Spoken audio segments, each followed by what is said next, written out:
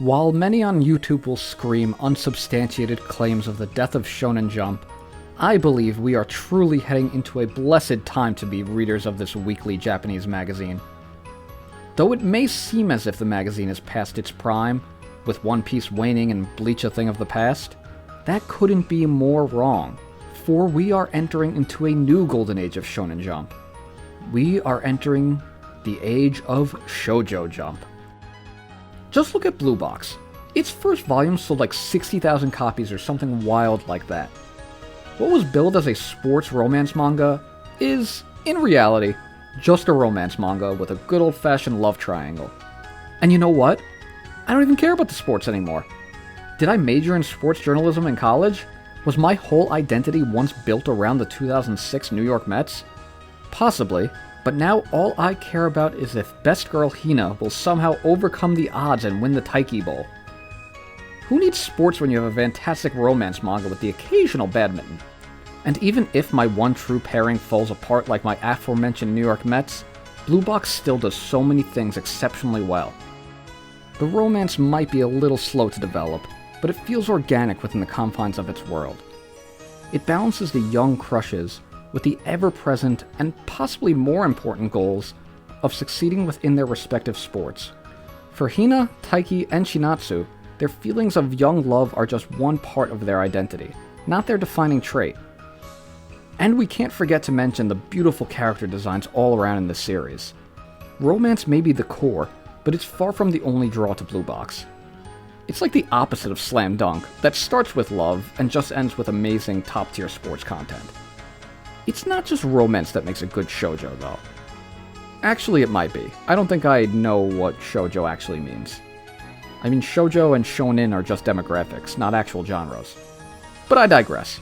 Because speaking of things I don't really understand, we also have Akane Banashi.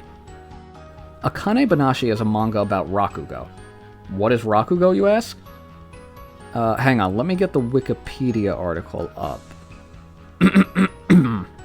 Rakugo is a form of yos, which is itself a form of Japanese verbal entertainment. The lone storyteller sits on a raised platform, a koza. Using only a paper fan and a small cloth as props, and without standing up from the seiza sitting position, the Rakugo artist depicts a long and complicated comical story.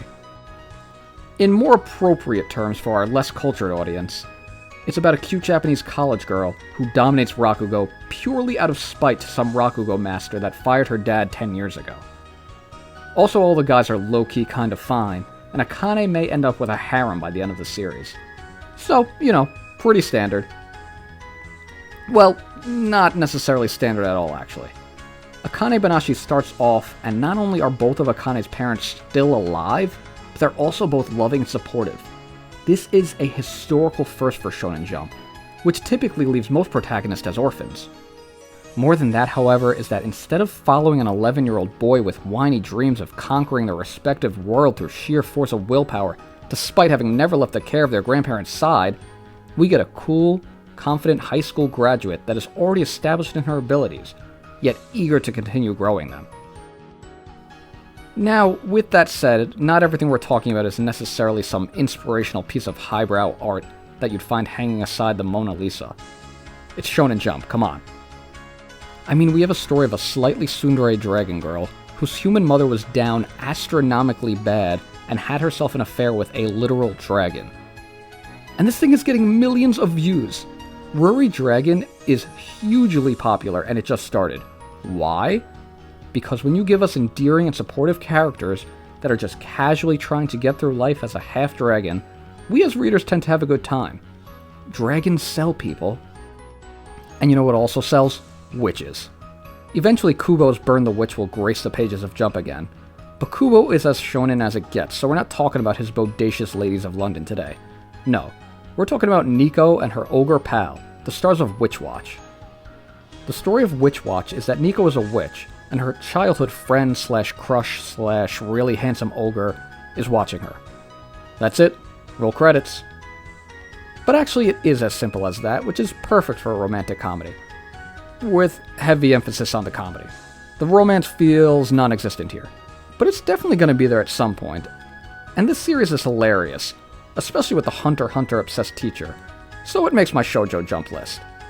Sure, we still have some absolutely horribly written female characters mulling around in the magazine, though quite frankly most of that comes from My Hero Academia. More specifically, the whole Stars and Stripes arc that we all try to forget. But hey, it could be worse. You could be the greatest mangaka of all time, despite the fact your entire female character roster looks like the stick dude from A Bug's Life with a pair of balloons attached to his chest. And, let's be honest, what's more shoujo than a series centered around these two?